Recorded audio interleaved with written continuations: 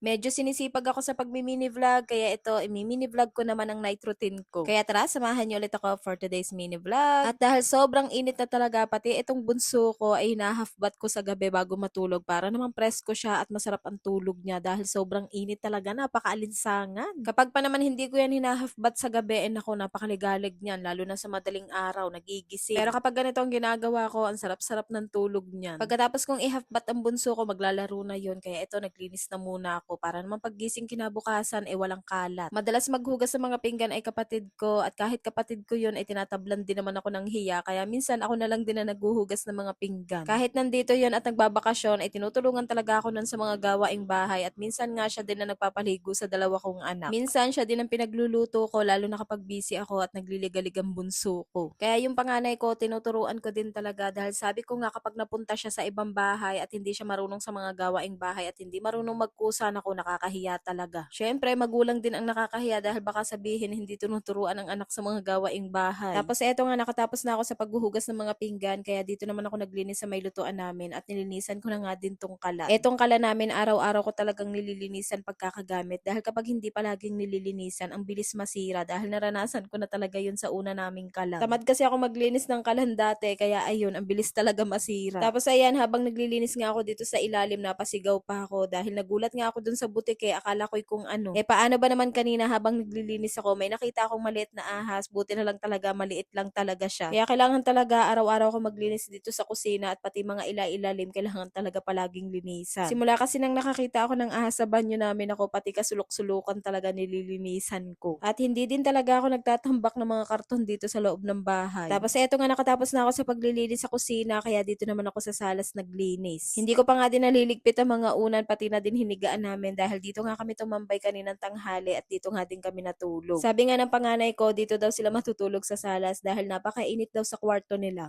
Paano ba naman tanghali na sila nagigising, pagpatak ng alas 7 mainit na talaga. Parang ang alas 6 pa lang mainit na dito sa amin. Hindi kasi namin ramdam dahil sa kwarto namin hindi naman masyadong mainit. Tapos air cooler nga din ang gamit namin. Sa kwarto naman ng panganay ko, ceiling fan lang ang gamit nila. Pero dati naman ceiling fan lang din ang gamit namin pero hindi naman masyadong mainit. Siguro dahil wala pang kisame ang kwarto nila tapos ang baba pa ng bubong. Dahil sa kwarto lang naman talaga nila mainit, sa salas nga hindi din naman masyadong mainit. O siya, balik na nga tayo dito sa ginagawa ko. Ito nga, malapit na ako matapos sa paglilinis dito sa sala. At dahil malinis ang buong bahay bago matulog, syempre kinabukasan masarap ang gising. At dahil tapos na mga gawain at nakapaglinis na, syempre me time naman. Natapos na nga ako lahat-lahat sa mga gawain at nakapag half bath na din, gising pa din talaga tong bunso ko. Kaya sabi ko dito sa asawa ko, buksan na muna tong regalo ko sa kanya. Syempre, tuwan-tuwa na naman tong asawa ko dahil meron na naman siyang bagong tools.